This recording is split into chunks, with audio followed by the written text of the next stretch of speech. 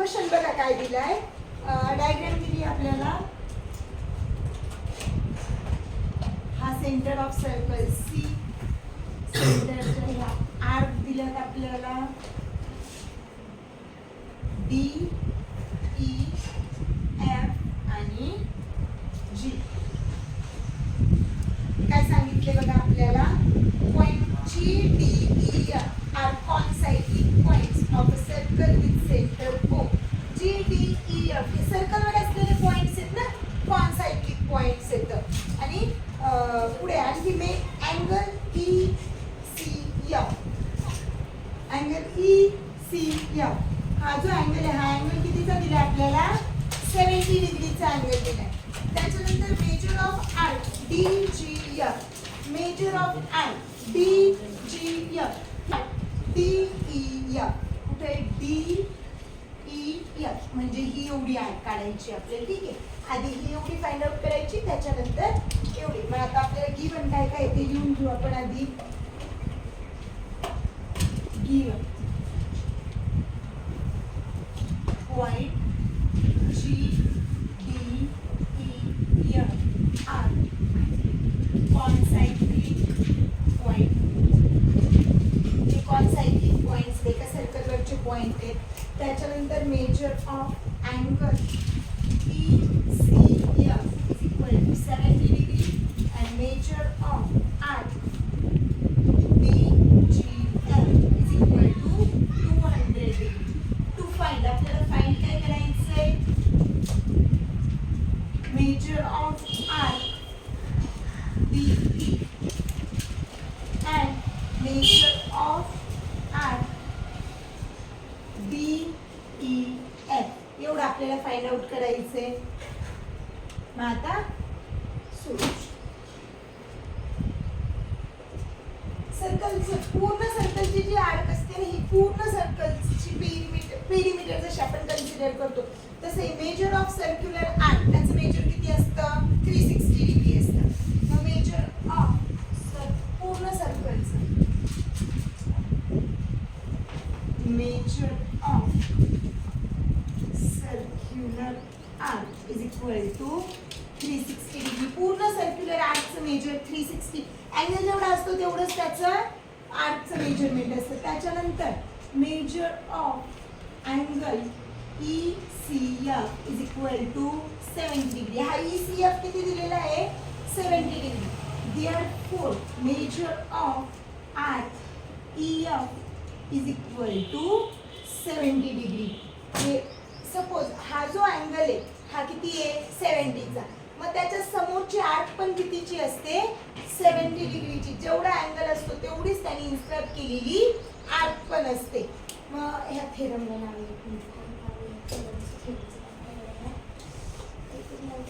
Definition of major. मग ही हा angle कितीचा झाला, 70चा. म्हणजे ही आर्क पण कितीची झाली, 70ची. By definition of measure of arc. आर्कच्या डेफिनेशन नुसार आर्क किती असते, तिच्या समोरच्या अँगल एवढी असते, इन्स्क्राइब अँगल एवढी.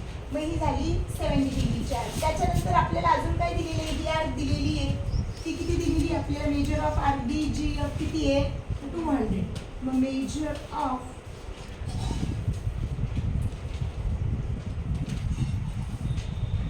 measure of circular arc is equal to पूर्ण सर्क्युलर आर्कचं मेजर घेतलं आता, इज इक्वल टू काय, ही आर्क प्लस ही मोठी आर्क प्लस ही आर्क म्हणजे is equal to measure of arc D E plus measure of arc D G F plus measure of arc E F. या तीन आर्कची मिळून पूर्ण सर्कल बनलाय ना. मग आता मेजर ऑफ सर्क्युलर आर्क किती असतो, 360. मेजर ऑफ आर्क डीई आपल्याला तो काढायचा आहे, डीई काढायचा आहे ना आपल्याला, मग तो तसाच लिहू. Plus measure of D G F किती आपल्याला दिलेला, 200. Plus measure of E F किती मिळाला आपल्याला, measure of arc DE is equal to 360 degree minus, हे दोन मायनस होतील ना, दोघांचं ॲडिशन किती होईल 270 मायनस 270 डिग्री. किती आन्सर येईल? Measure of arc DE is equal to 360 मधून 270 गेले, किती उरले 90. म्हणजे मेजर ऑफ आर्क DE किती मिळाला आपल्याला 90 डिग्री. त्याच्यानंतर आपल्याला काय काढायचे? Major of arc DEF he arc काढायची. मग measure of arc DEF is equal to measure of arc DE plus measure of arc EF. DE किती मिळाली 90 डिग्री प्लस EF किती आहे 70 डिग्री. दोघांचं ॲडिशन किती झालं 160 डिग्री. आणि therefore measure of arc DEF is equal to 160 degree. ही मिळाली आपल्याला दोन आर्कचे मेजर.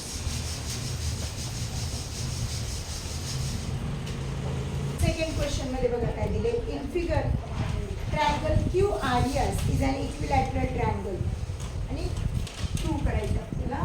डायग्राम दिली आहे. ट्रायंगल दिलाय QRS.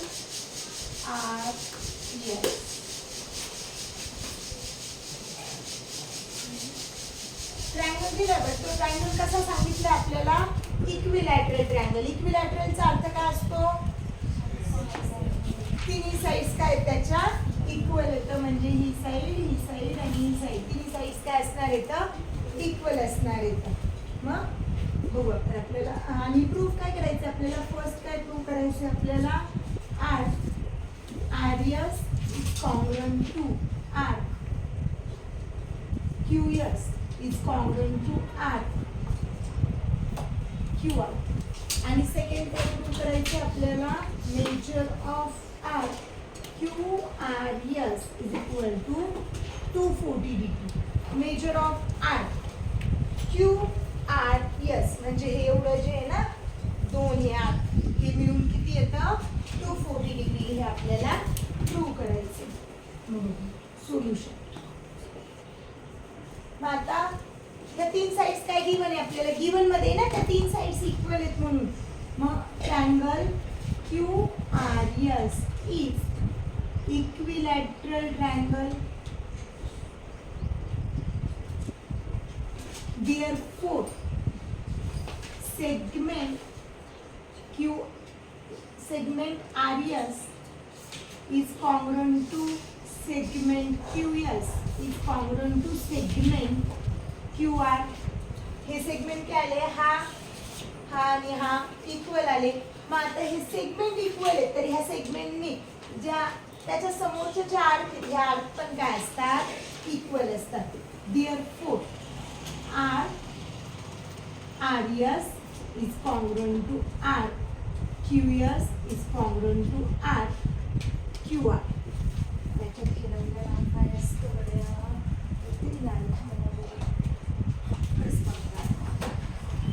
ही कॉर्ड आहेत ना या. मग जर कॉन्ग्रुएंट कॉर्डनी तयार केलेले आर्क असतील तर ते आर्क पण काय असतात कॉन्ग्रुएंट असतात. करस्पॉन्डिंग आर्क ऑफ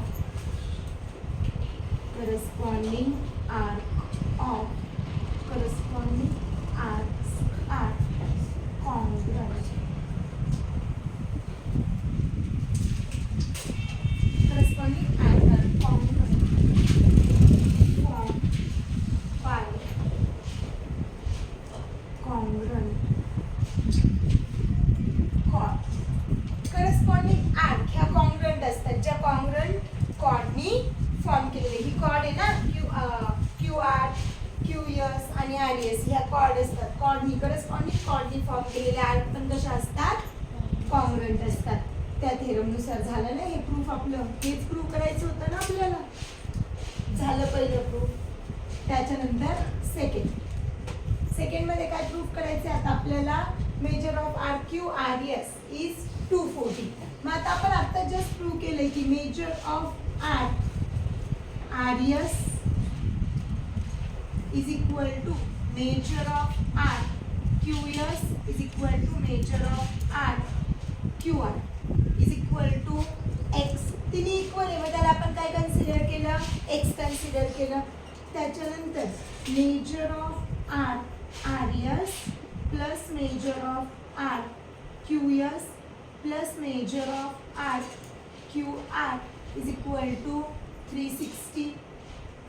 सगळे आर मिळून सर्कल तयार होतोय, म्हणजे त्याचं सम किती येणार आहे, 360 येणार आहे. हे आर कितीच्या येतं, किंवा इथे आपण लिहू measure of circular arc. Circular पूर्ण सर्कलच्या आर्कचा मेजर आहे 3 आर्क मिळून. मग X plus X is equal to 360 degree. 3x is equal to 360. X plus X किती झाले, 3x. मग x is equal to 360 divides by 3. 3 1 जा 3, 3 1 जा 3, 3 2 जा 6, 3 0 जा 0. x is equal to answer किती मिळालं, 120 डिग्री. x 120 मिळाला. मग आता therefore measure of R S is equal to measure of R Q is equal to measure of R Q S is equal to 120 degree. तिन्ही आर्कचं measurement किती मिळालं, 120 degree. पुढे आपल्याला कशाचं काढायचंय, measure of R Q R S is equal to measure of R Q R plus measure of R S. आपल्याला ही एवढी आर्क काढायची इथून इथपर्यंत. मग ह्या दोन आर्कचं ॲडिशन करावं लागेल ना. मग हे किती दिलेलं आहे आपल्याला, ऑलरेडी क्यू आर एस 240 दिलेली आहे, तेच प्रूव्ह करायचं आपल्याला. हे किती आलं, 120 डिग्री प्लस 120 डिग्री, 120 and 120 240 झालं ना proof. Therefore measure of R Q R S is equal to 240. Proof.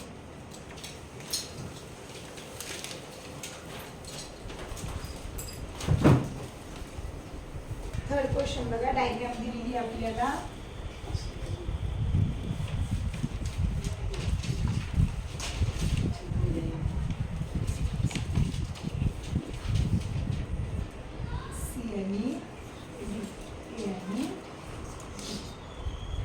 Diagram दिली आणि आपल्याला गिवन काय बघा, काय सांगितलं याच्यामध्ये, chord AB is congruent to chord CD. AB आणि CD ह्या दोन काय येतं, कॉन्ग्रंट कॉर्ड आहे. एवढेच दिलेले आपल्याला. गिवन काय आहे, chord AB is congruent to chord CD. हे गिवन आहे आपल्याला. आणि टू प्रूव्ह आपल्याला प्रूव्ह काय करायचंय, R AC is congruent to R BD. Here AC and here BD. या दोन आर्क काय तर कॉन्ग्रंट आहे, आपल्याला प्रूव्ह करायचे. मग प्रूफ आपल्याला काय दिलंय, आर्क AB आणि आर्क CD या दोन आर्क काय तर कॉन्ग्रंट आहे.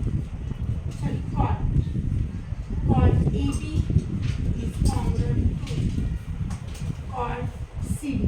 हे आपल्याला काय आहे, गिवन आहे. देअरफॉर आर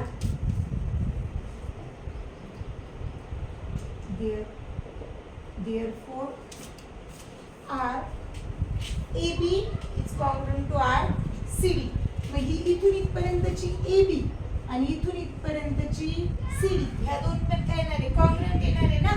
आपण आधीच्या क्वेश्चन मध्येच बघितलं की कॉन्ग्रंट आर्कच्या कॉन्ग्रंट कॉर्डच्या करस्पॉन्डिंग आर्क पण कशा असतात, कॉन्ग्रंट असतात. Arc AB is congruent to arc CD. Corresponding arc of congruent chord. Congruent कॉर्डच्या करस्पॉन्डिंग आर्क आहेत म्हणून त्या दोन सेम झाल्या. AB is congruent to RCD.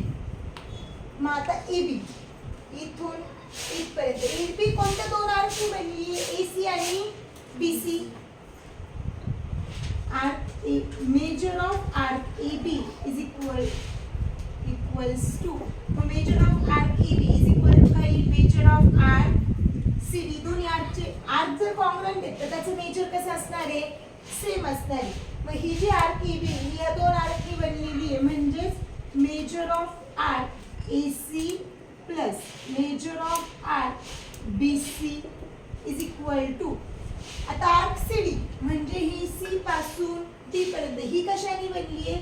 BC आणि BD ने बनली आहे म्हणजेच measure of arc BC plus measure of arc BD. इकडे पण मेजर ऑफ आर्क BC आणि इकडे पण मेजर ऑफ आर्क BC आहे. BC ला BC कॅन्सल. काय उरलं खाली? Measure of arc AC is equal to measure of arc BD. आर्कचं मेजर सेम आहे म्हणजेच आर्क पण कशा असणार आहे तर कॉन्ग्रुएंट असणार आहे तर therefore arc AC is congruent to arc BD. Hence, proof.